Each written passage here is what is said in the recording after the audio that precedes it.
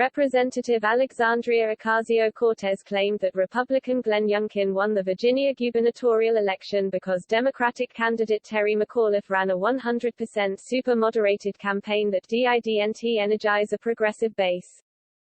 Plus, on the election front, I actually think we have good news as well. I know that Virginia was a huge bummer. And honestly, if anything, I think that the results show the limits of trying to run a fully 100% super-moderated campaign that does not excite, speak to, or energize a progressive base.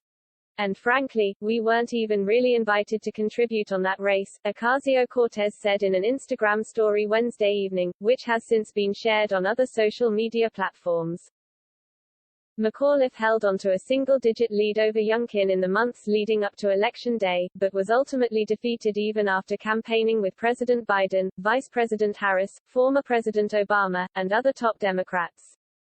He previously served one term in the governor's seat from 2014 to 2018 and has been a close ally of the Clintons, serving as Hillary Clinton's chairman of her failed 2008 presidential campaign.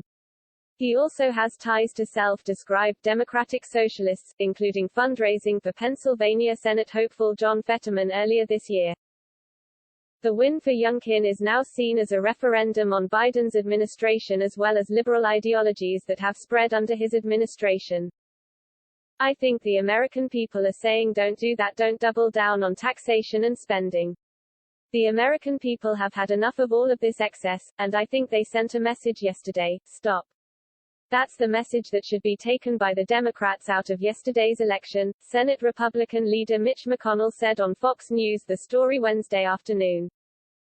The win for Youngkin came after national and local outrage over a sexual assault case from a Loudoun County public school, which refocused the campaign on education in recent weeks. Parents heard Terry McAuliffe say that parents don't have a role in their kids' education. This ceased to be a campaign, and it started to be a movement led by parents, Youngkin said Wednesday on Tucker Carlson Tonight. And while the kitchen table issues that are so important to all Virginians, low taxes and safe communities and great jobs, continue to be very much front and center, education really did become the top issue in this election. Twitter users have criticized Ocasio-Cortez for the analysis of the race, with many mocking the take as out of touch and explaining McAuliffe's campaign was not based on moderate policies.